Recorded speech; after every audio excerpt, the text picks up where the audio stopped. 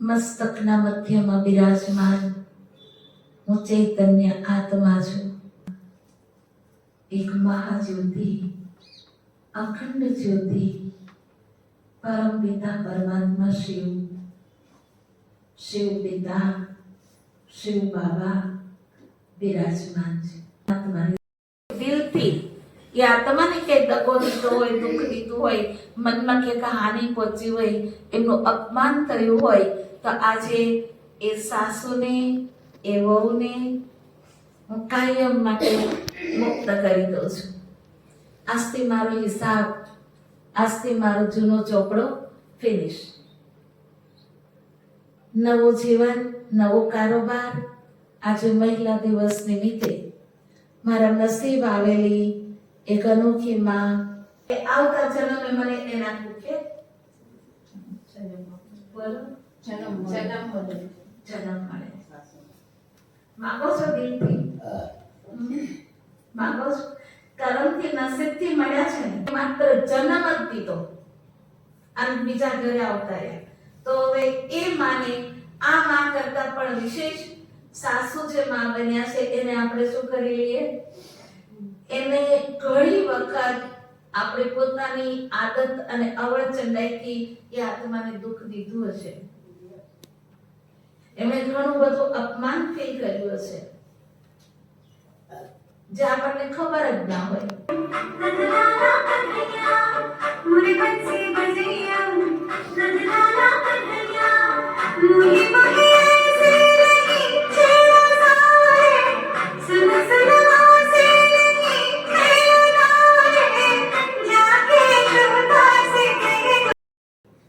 આપણે સમજીએ કે મારી કંઈક વિશેષ, કંઈક સારી જિંદગી જીવીએ, કંઈક સારું કરીએ, આપણું કલ્યાણ થાય ને ઘર પરિવારજનનું બધાનું કલ્યાણ થાય.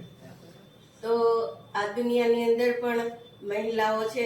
જોઈએ કે આજે ભારતની અંદર ફર્સ્ટ મહિલા હતી જે વડાપ્રધાન હતી. ભારતની અંદર ફર્સ્ટ મહિલા હતી જે મૂન ઉપર જવા વાળી હતી. ભારતની અંદર ફર્સ્ટ મહિલા હતી જેણે એવરેસ્ટ પાસ કર્યો. કાર્ય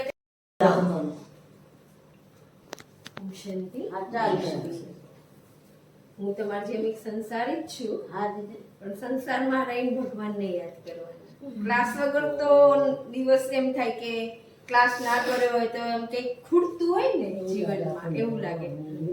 લગભગ મને 18 વર્ષ થઈ ગયા, પણ એક દિવસ એવો નહીં હોય કે મેં ક્લાસ છોડ્યો હશે. દીદીને ખબર હશે ક્યારે ઠંડી, ગરમી, તબિયત ઘણું બધું હોય, પણ મુરલી બીમાર ક્લાસ હોવ કે પછી ગમે તે. હા, બહાર ગઈ હોય તો ફોન કર દઉં, દીદી હું બહાર છું. મળીને બાબા જ્યારેથી મળ્યા છે ને ત્યારથી મારા જીવનમાં ને તે બહુ જ ખુશી અનુભવું છું. અને પરિવારમાં જે કોઈ દુઃખ હોય ને એનામાં મને કોઈ ખોટ નથી લાગતું કે આનંદ મળે છે. પેલા મન ઉપર ઈજા થઈ જતી હતી અને હવે પણ આ જ્ઞાન જાણું છું અને મને આ જ્ઞાનનો બહુ સરસ અનુભવ થાય છે. અને જે દિવસે કોઈ બી પરિસ્થિતિ આવે છે ને ત્યારે એવું લાગે છે કે હિસાબ કિતાબ એમ કરીને જવા દઉં છું ત્યારે મને બહુ ખુશી મળે છે. અને હું રોજ ક્લાસમાં આવું છું, પણ કોઈક દિવસ નથી આવતું ને, કોઈક દિવસ કોઈ પરિસ્થિતિને લીધે તો મને એમ થાય છે કે આ કંઈક ખૂટતું હોય, એમ થાય કે આજે મને એમ ખુશી ન મળે.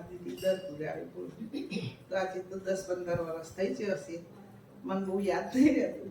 પણ બાબા 30 વર્ષ થયા. બાબા તો મને બહુ હેલ્પ કરી છે, કારણ કે અમે ત્યાં આવું છું ને પણ બાબા આવીને ઉભા રહ્યા હતા તમારા થોડું લઈ છે એમને જીવનમાં એટલી બધી. અને બાબા એક જ ડગલું તમે વરસો તો બાબા તમારે 100 ડગલા પડશે. હું ભણેલી નથી, પણ બાબાને જ્યારે યાદ કરીએ ત્યારે બાબા હાજર. આ સ્કૂલ ખોલીને બાબાએ ભણવા માટે એટલો બાબાનો પરિચય બહુ થયો. ઓમ શાંતિ. ઓમ શાંતિ. ધ્યાનમાં આવી એક મિનિટ. ઓમ શાંતિ. ઓમ શાંતિ. જ્યારથી ધ્યાનમાં આવી ત્યારથી મને બહુ ખુશી છે. અને ઘરમાં પણ કોઈ પણ પરિસ્થિતિ આવે તો પણ એવું નથી લાગતું કે મને દુઃખ પડ્યું. એ તો જે બનવાનું છે ને જે આપણી સાથે, જે આપણે બીજા સાથે કર્યું છે કર્મ, એ આપણને મળે છે.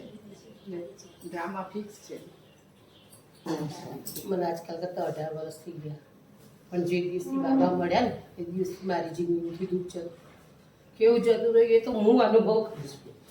ઘરવાળાને એટેક આવે તો સવારનું 4 વાગેનું 2 વાગેનું પણ અમૃતવેલા અમે બે સાથે કરતા હતા.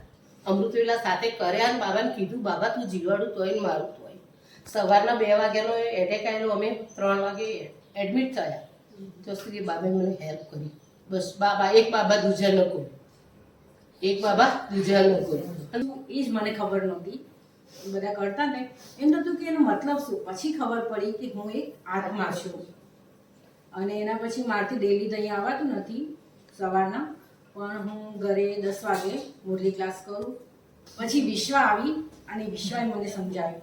અને બાબા સાથે પર્સનલ આપણે સંબંધ અનુભવ કરીએ કે ભાઈ બેન ફ્રેન્ડ બાબા જ છે. અને ગમે ત્યારે કાંઈ પણ કાર્ય હોય આપણે બાબાને બોલાવીએ કે બાબા તમે કરાવો, તો ક્યારેય પણ એકલું ફીલ નથી થતું. આપણી સાથે કોઈ શક્તિ હોય ને આપણી સાથે કામ કરાવે, કાંઈ પણ અઘરું કાર્ય હોય દર વખતે. આ બ્રહ્મા બાબા છે અને એમના તનમાં ભગવાનનું અવતરણ 1937માં થયું હતું.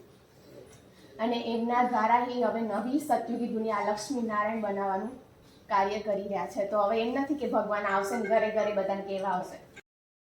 હવે દિલથી દુઃખ નહીં આપવું. ઓમ શાંતિ.